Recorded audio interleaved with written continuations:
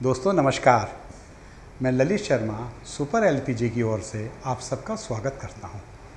आज हम आपको गैस स्टोव के बारे में, इसकी रिपेयर के बारे में और इसके पार्ट्स के बारे में जानकारी देने जा रहे हैं।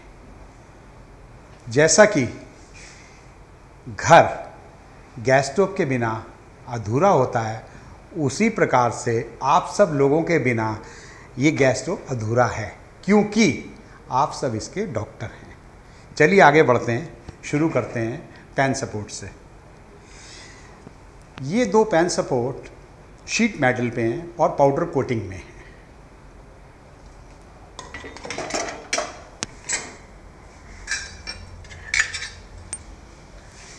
ये पैन सपोर्ट स्टेनलेस स्टील में भी आते हैं और कुछ वर्ष पहले ये कास्ट आयरन में भी आया करते थे। आज भी कुछ पुराने चूल्हों में आपको ये कास्ट आयरन, जिसको कि देगचून बोलते हैं, ये नज़र आ जाएंगे। इन पैन सपोर्ट्स को कुछ लोग ऊपर का स्टैंड बोल देते हैं, कुछ लोग ऊपर की जाली बोल देते हैं। सो प्लीज़ आप ये सब नाम नोट करते जाइए, क्योंकि एक एक पार्ट्स के 3-3 नाम, 4-4 नाम होते हैं और भिन्न भिन्न प्रकार से भिन्न भिन्न शहरों में पुकारे जाते हैं। ये दो ड्रिप ट्रे होती हैं जो कि यहाँ लगती हैं बर्नर के साथ। इनका फ़ायदा ये होता है, यदि चाय दूध उबल कर गिरता है तो वो नीचे नहीं गिरता, इन पे गिर जाता है। और इनको आप गर्म पानी में डालिए और साफ़ कर लीजिए। कुछ लोग इनको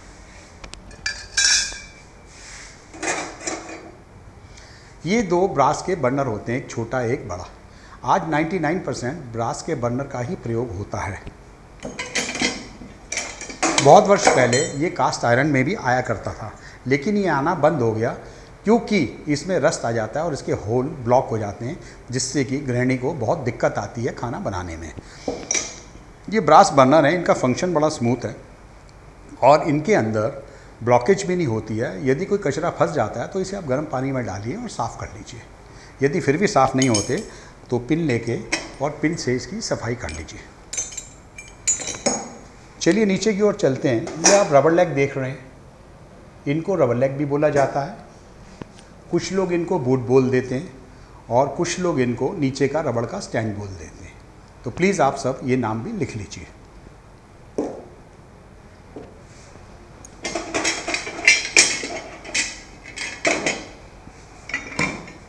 ये आप देख रहे हैं, ये दो डायल प्लेट्स हैं जो कि नॉब के नीचे लगती हैं। इनमें ऑन ऑफ करने के निशान बने हुए होते हैं, ताकि गृहिणी को पता चल जाता है कि कहाँ ऑफ है, कहाँ ऑन है और कहाँ सिम है। ठीक है, ये सब इंडिकेट करती है। ये स्टेनलेस स्टील के अंदर होती हैं। इनके बाद ये नॉब होते, इस नॉब को बहुत से लोग खटका कह देते हैं, बहुत से लोग ऑन ऑफ करने का स्विच कह देते हैं, बहुत से लोग बटन कह देते हैं। तो इनके भी कई नाम हैं नॉब के। ये गैस स्टोव का एक बहुत ही महत्वपूर्ण पार्ट्स है। हम ये कहें तो बहुत अच्छा है कि ये गैस स्टोव की रीढ़ की हड्डी है। इसके अंदर दो वाल्व लगे हुए हैं और ये दोनों वाल्व बड़े महत्वपूर्ण हैं। इन वाल्वों का मैन्युफैक्चरिंग हम लोग CNC मशीन्स पर करते हैं, कंप्यूटराइज्ड न्यूमेरिकल कंट्रोल, जो कि बहुत कम लोगों के पास है। इसके आगे दो जेट लगे हुए हैं। इसको जेट भी बोल देते हैं कुछ लोग इसको निप्पल कह देते हैं, कुछ लोग इसको मक्खी कह देते हैं। एक हरियाणा से सपोज़ एक फैमिली बॉम्बे आती है ट्रांसफ़र होके, और वो लेडी फ़ोन पे बोलती है, भैया मेरी वो आगे की मक्खी में गैस रुक जाती है।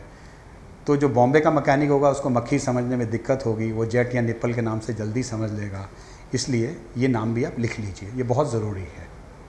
ये देखिए आप, ये नोज़ल है, इसके अंदर सुरक्षा पाइप लगती है जिसमें गैस आ रही होती है सिलेंडर के साथ से। इसको आपने लेफ़्ट में करना तो लेफ़्ट में कर लीजिए, राइट में करना है राइट में कर लीजिए। ये एंड प्लग है, ये इसलिए होता है कि कभी आपने साइड बदलनी होती है तो उसके लिए होता है। किसी का सिलेंडर लेफ़्ट साइड में कनेक्शन होता है, किसी का राइट में, तो ये इसलिए है।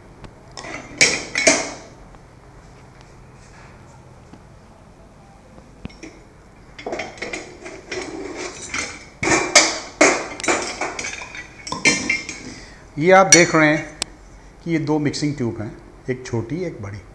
ये एल्युमिनियम में ही आती हैं आजकल 99%। बहुत पहले ये भी कास्ट आयरन में देगचून में आया करती थी, लेकिन अब ये एल्युमिनियम में ही आती हैं।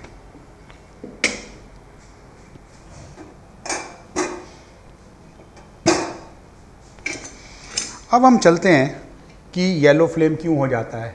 जब येलो फ्लेम आता है तो उसमें 3-4 दोष आ जाते हैं।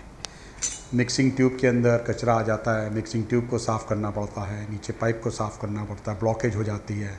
सो ये 2-3 कारण हैं जिस वजह से येलो फ्लेम आने लग जाता है और बर्तन काले करना शुरू कर देता है गैस स्टोव।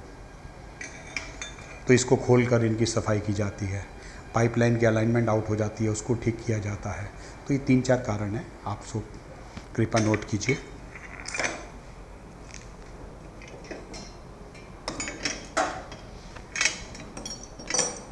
इसी प्रकार से सिम में कभी प्रॉब्लम आ जाती है। ये वाल्व है, इसके अंदर एक टेपर प्लग होता है, एक स्पिंडल होता है, एक स्प्रिंग होता है, एक जेट होता है। ये 3-4 चीज़ें होती हैं।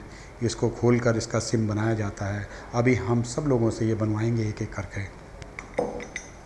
अब हम एक काम करते हैं, इस गैस स्टोव को टर्न बाय टर्न खुलवाएंगे और आप लोगों से इसकी फिटमेंट करवाएंगे। जिन भाइयों को बहुत कम ज्ञान है गैस स्टोव की रिपेयर का, वो कृपया करके अपना हाथ खड़ा करें, या जो भाई नए हैं वो प्लीज़ आगे आ जाइए। इसके बाद हम आपको प्रॉपर ये टूल किट अपनी तरफ से देंगे, जो कि प्रॉपर एक आपके औजार हैं, जिससे आपको इसको स्टोव को खोलने में और बंद करने में सुविधा रहेगी। तो चलिए इसको खोलते हैं और आगे बढ़ते हैं।